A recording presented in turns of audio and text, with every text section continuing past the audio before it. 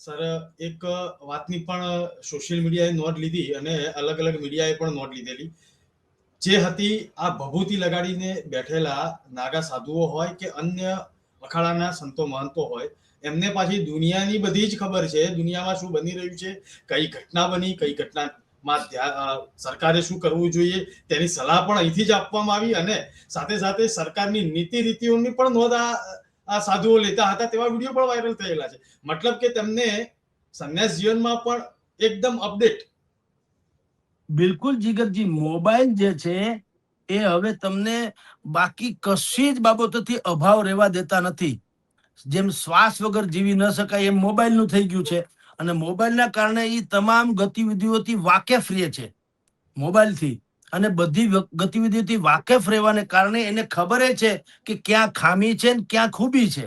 તો ખૂબી હોય તો ખેર, પણ ખામી હોય તો પણ એ સરકારથી માંડીને મને તમને ના સમજતું. તમને કહું જીગરભાઈ, આપણે સ્વામી સચ્ચિદાનંદ મહારાજજીનું એક પ્રસિદ્ધ વાક્ય છે કે સંતો જે છે ને, સંતો ક્યારે નિષ્ક્રિય ના હોઈ શકે. આપણે ઘણી વખત એમ કહીએ ભાઈ સંતોને આમાં રાજનીતિથી માંડીને સમાજ નીતિમાં સંતોને શું ખબર પડે? ભાઈ ભેખ પહેરી લેવો એટલે અબુદ્ધ થઈને ફરવું એવું નહીં. પ્રબુદ્ધ થઈને ફરે એ ભેખ ધારણ કરે, અબુદ્ધ નહીં પ્રબુદ્ધ. એ છે ને એ એવા જ્ઞાની લોકો હોય છે જેને વિઝનરી કહેવાય. એટલે કે એને ખબર જ છે જગતમાં શું ચાલે છે, અને ખબર હોવા છતાં જે લોકો બધું ત્યાગ કરે ને એ જ સાચો તપસ્વી. અજાણતા ન મિલે તો બાવા બ્રહ્મચારી, એનો કોઈ મૂલ્ય નથી.